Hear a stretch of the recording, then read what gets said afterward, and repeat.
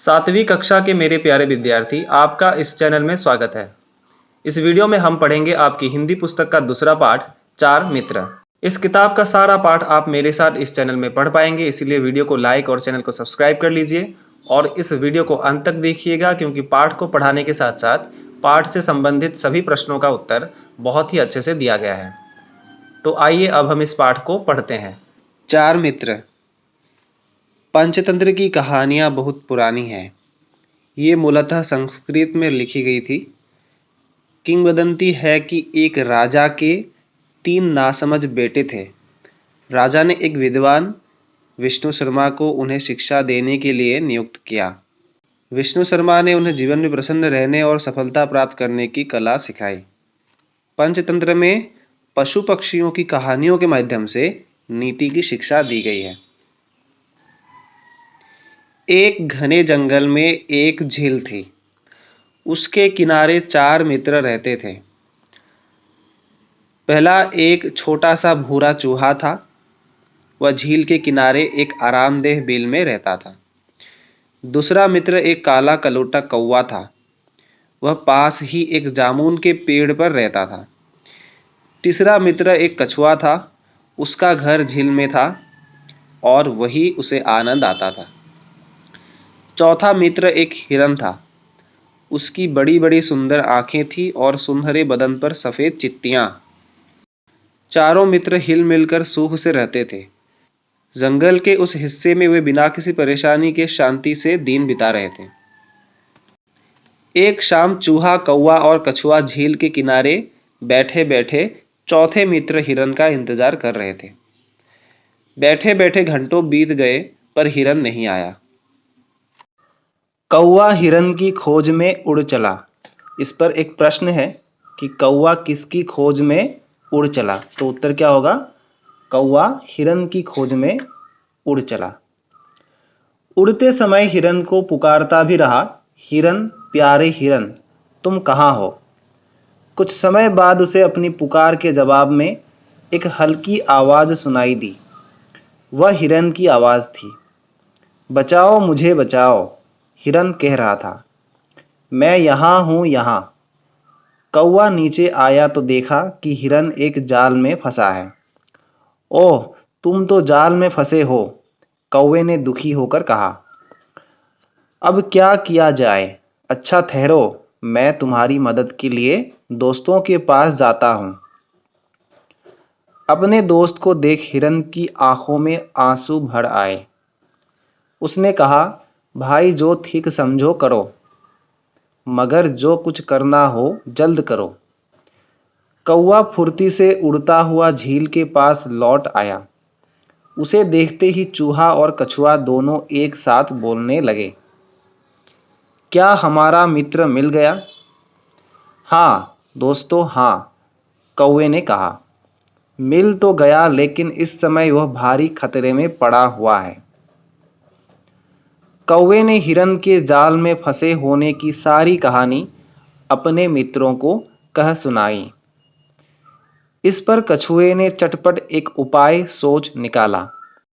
उसने कहा, चिंता की कोई बात नहीं, चूहा जाल काटकर हिरन को आजाद कर सकता है। हाँ, क्यों नहीं, चूहे ने कहा, लेकिन मैं उसके पास जाऊंगा कैसे? यह भी कोई बात है। कौवे ने कहा, मैं तुम्हें अपनी पीठ पर बैठाकर ले जाऊंगा। तो आओ चलें, चूहे ने कहा और उचककर कौवे की पीठ पर बैठ गया। चूहे को लेकर कौवा उड़ा और थोड़ी ही देर में हिरन के पास जा पहुंचा। हिरन के पास पहुंचते ही चूहा फौरन कौवे की पीठ से उतरा और अपने पैने दांतों से जाल काटने लगा। उसने जरा ही देर में हिरन को आजाद कर दिया। हिरन उठ खड़ा हुआ। उसी समय धीरे धीरे रेंगता हुआ उनका चौथा साथी कछुआ भी वही आ पहुंचा। सब हिरन के बच निकलने की चर्चा करने लगे। अचानक किसी के आने का खटका सुनकर चारों चुप हो गए। उन्होंने देखा सामने से बहेलिया आ रहा है। बहेलिए पर नजर पड़ते ही कौवा उड़कर एक ऊंचे पेड़ की डाल पर जा बैठा। चूहा एक बिल में जा छिपा और हिरन चौकड़ी भरता हुआ पल भर में गायब हो गया। लेकिन कछुआ बेचारा क्या करता, वह जैसे तैसे एक झाड़ी की ओर रेंगने लगा। बहेलिये ने पास आकर देखा तो जाल खाली देख भौचक रह गया। अरे यह क्या, उसने कहा। फंसा फंसाया हिरन भाग निकला। वह चकित होकर इधर उधर देखने लगा। अचानक उसकी निगाह झाड़ी की ओर रेंगते हुए कछुए पर पड़ी। उसने कहा, यहाँ तो कछुए राम दिखाई दे रहे हैं, चलो आज इन्हीं का भोग लगाया जाएगा। उसने लपक कर कछुए को पकड़ा और एक थैले में बंद कर घर की ओर चल दिया। पेड़ पर बैठा हुआ कौवा इस सारी घटना को देख रहा था। ओ चूहे भाई, ओ हिरन भाई, उसने अपने दोस्तों को पुकार कर कहा, जल्दी आओ जल्दी, हमारा मित्र कछुआ भारी मुसीबत में फंस गया है। चूहा और हिरन तुरंत भागे भागे कौवे के पास आए। कौवे ने कहा, कछुए को आजाद कैसे कराया जाए? जो कुछ भी करना हो, चूहे ने कहा, बहेलिये के घर पहुंचने से पहले ही कर डालना चाहिए। हिरन ने कहा, हमें क्या करना है यह मैं बताता हूँ। मैं बहेलिये के रास्ते में खड़ा होकर घास चरने का बहाना करूँगा। बहेलिया मुझे देखेगा तो थैला छोड़कर मेरा पीछा करने लगेगा। उसी बीच चूहा थैला काट देगा और कछुआ आजाद हो जाएगा। लेकिन मान लो कहीं उसने तुम्हें पकड़ लिया तो? कौवे ने पूछा। अरे नहीं, तुम चिंता न करो, मैं इतना तेज दौड़ूंगा कि उसे नानी याद आ जाएगी। हिरन बहेलिये के रास्ते में जाकर आराम से खड़ा हो गया और मजे से घास चरने लगा। हिरन, उसे देखते ही बहेलिया चिल्लाया, कितना मोटा ताजा हिरन। उसने थैला जमीन पर रखा और हिरन को पकड़ने दौड़ा। उसी समय चूहा फुर्ती से आया और थैला काटने लगा। जरा ही देर में कछुआ आजाद हो गया। वह भागा और पास ही एक घनी झाड़ी में छिप गया। उधर हिरन ऐसा दौड़ा कि बहेलिया उसकी दुम भी न पकड़ सका। वह खाली हाथ थैले के पास लौट आया। हिरन हाथ न आया तो क्या हुआ, उसने कहा, यह मोटा ताजा कछुआ तो है ही, आज के खाने को यही काफी है। लेकिन जब बहेलिये ने थैला उठाया तो वह खाली निकला। वह इतना चकित हुआ कि उसे अपनी ही आंखों पर यकीन न आया। यह क्या, वह चीखा, कछुआ नदारद इतना सुस्त जानकर कैसे भागा होगा? लगता है आज मेरी किस्मत ही खराब है। कौवा, हिरन, चूहा और कछुआ छिपे छिपे बहेलिये को देख रहे थे। जब वो खाली थैला लेकर चला गया तो वे सब ठाठ से बाहर निकल आए। इस प्रकार वे चारों मित्र मिलजुल कर एक दूसरे की मदद करते हुए कई वर्षों तक आनंद से दिन बिताते रहे। पंचतंत्र की कथा पर आधारित। कम शब्दों में अगर इस कहानी के विषय में कहा जाए तो इस कहानी से हम यही सीखते हैं, अगर हम मिलजुल कर रहेंगे तो हम किसी भी मुसीबत का सामना कर सकते हैं। जिस तरह चार मित्र कहानी में सभी दोस्त मिलजुल कर रहते हैं, उसी तरह हमें भी अपने जीवन में अपने पहचान के सभी लोगों के साथ मिलजुल कर रहना चाहिए। इसके बाद पाठ के प्रश्नों पर आते हैं। प्रश्न संख्या 1, पूर्ण वाक्य में उत्तर दो। क, चारों मित्र कहाँ रहते थे? उत्तर, चारों मित्र एक घने जंगल के एक झील के किनारे रहते थे। ख, कौवा किसकी खोज में उड़ चला? उत्तर, कौवा हिरन की खोज में उड़ चला। प्रश्न ग, जाल में फंसे हिरन को छुड़ाने का उपाय किसने किस रूप में निकाला? उत्तर, जाल में फंसे हिरन को छुड़ाने का उपाय कछुए ने चूहा द्वारा जाल काटने के रूप में निकाला। प्रश्न घ, कछुए को किसने पकड़ा और उसे आजाद किसने किया? उत्तर, कछुए को बहेलिये ने पकड़ा और चूहे ने उसे आजाद किया। ङ, बहेलिये ने अपनी किस्मत को खराब क्यों कहा? उत्तर, हाथ में आए दो शिकार हिरन और कछुआ को पकड़ न पाने के कारण बहेलिये ने अपनी किस्मत को खराब कहा। प्रश्न 2, आओ चित्रों को आवाजों के साथ मिलाएं। क, मिमियाना, ख, चिंघारना, ग, रेंकना और घ, भौंकना। इसमें 4 पशुओं के चित्र दिए गए हैं। कौन कैसी आवाज निकालते हैं उसे बताना है। क मिमियाना, कौन मिमियाता है? बकरी। ख चिंघाड़ना, कौन चिंघाड़ता है? हाथी। ग रेंगना, कौन रेंगता है? गधा। घ भौंकना, कौन भौंकता है? कुत्ता। ठीक है। प्रश्न संख्या 3, किसने किससे कहा बताओ? क बचाओ मुझे बचाओ। उत्तर, हिरन ने कौवे से कहा था। ख चिंता की कोई बात नहीं। उत्तर, कछुए ने कौवे और चूहे से कहा था। ग यहां तो कछुए राम दिखाई दे रहे हैं। उत्तर, बहेलिये ने अपने आप से कहा। घ बहेलिये के घर पहुंचने से पहले ही कर डालना चाहिए। उत्तर, चूहे ने कौवा और हिरन से कहा था। यहां पर पाठ के मूल प्रश्न समाप्त होते हैं, पर आप ऐसा मत सोचिए कि यही तक प्रश्न पूछे जाएंगे। इससे आगे भी जो भी दिया गया है, व्याकरण से लेकर योग्यता विस्तार, भाषा अध्ययन और शब्दार्थ तक, वहां तक भी प्रश्न पूछते हैं। ठीक है, तो आगे भी हमें ध्यान से पढ़ना है। तो अब हम आते हैं पाठ के आसपास में। पाठ के आसपास प्रश्न 1, तुम्हारा प्रिय मित्र कौन है? उसके बारे में 5 वाक्य लिखो। तो तुम्हारे अपने जो भी प्रिय दोस्त है, उनका नाम और उनके बारे में 5 वाक्य आपको लिखना है। यहां पर दिया गया है, आप इसको भी लिख सकते हैं। तुम्हारा प्रिय मित्र कौन है? उसके बारे में 5 वाक्य लिखो। उत्तर, मेरा प्रिय मित्र रमेश है। रमेश के बारे में 5 वाक्य इस प्रकार है।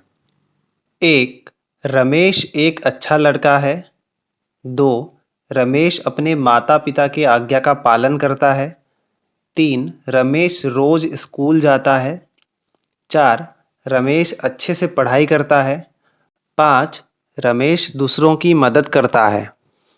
प्रश्न 2, सच्ची मित्रता की किन्हीं 5 विशेषताओं का उल्लेख करो। उत्तर, सच्ची मित्रता की 5 विशेषताएं इस प्रकार है। 1, सच्चा मित्र हमेशा अपने दोस्त का भला चाहता है। 2, सच्ची मित्रता में अहंकार और झूठ की कोई जगह नहीं होती है। 3, सच्चा मित्र हमेशा अपने दोस्त की मदद करने के लिए तैयार रहता है। 4, सच्ची मित्रता में हमेशा अच्छाई पर बात होती है। और 5, सच्चा मित्र गलत राह नहीं दिखाता है। योग्यता विस्तार।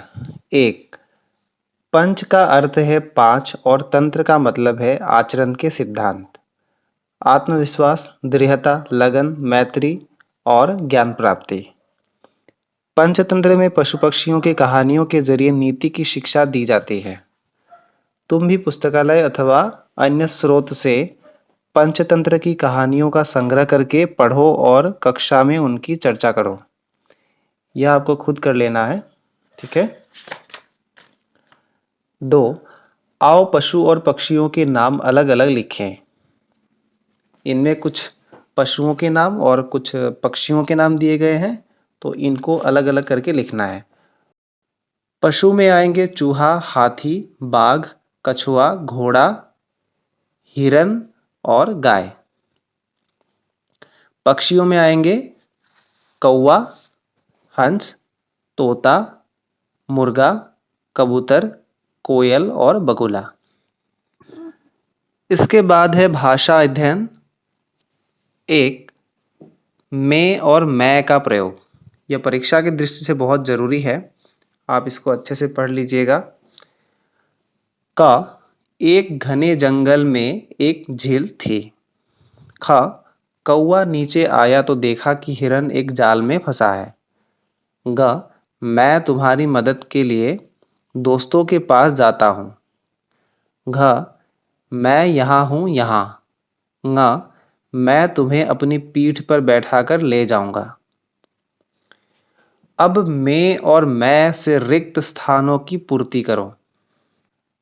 अब आपको क्या करनी है, ऊपर के 5 वाक्यों में मैं और मैं का प्रयोग जिस तरह हुआ है, उसी तरह 3 वाक्यों में खाली जगह दिया गया है जिसमें क्या होगा, मैं या मैं, उसको भरना है। ठीक है। क, एक वर्ष डैश 12 महीने होते हैं। इसमें होगा में, एक वर्ष में 12 महीने होते हैं। ख, गांव डैश मेला लगा था। ख में होगा में, गांव में मेला लगा था। ग, डैश अपने घर डैश हमेशा सफाई रखता हूँ। इसमें पहले वाले खाली जगह में क्या होगा, मैं, और दूसरे वाले में मैं अपने घर में हमेशा सफाई रखता हूँ। ठीक है, ये परीक्षा में बार बार आता रहता है, तो आप उस हिसाब से अच्छे से देख लीजिएगा। इसके बाद भाषा अध्ययन 2 में र के विविध प्रयोगों के बारे में दिया गया है। आप घर में इसे बहुत ध्यान से पढ़ लीजिएगा। र के विविध रूप हैं, जैसे र, रेफ और रकार। यह भी देखो, र रस रस्सी, रेफ से बनी कुछ शब्द चर्चा वर्षा, रकार से बनी शब्द मित्र प्रकार, और रकार से बनी शब्द ट्रेन ड्रम। आओ जाने, जब र किसी व्यंजन के साथ संयुक्त रूप से आता है तब वह कभी संयुक्त व्यंजन से पहले आता है और कभी बाद में आता है। जब र पहले आता है, जैसे र प्लस च, तो क्या होगा, रेफ। जब र पहले आता है, जैसे र प्लस च, तो रेफ होता है। जैसे च ऊपर रेफ की मात्रा, तो क्या होगा, उससे बनी हुई एक शब्द चर्चा। वैसे ही जब र बाद में आता है, जैसे प प्लस र, तब रकार होता है। जैसे पैरप्र प्रकार, ड्र ड्रम।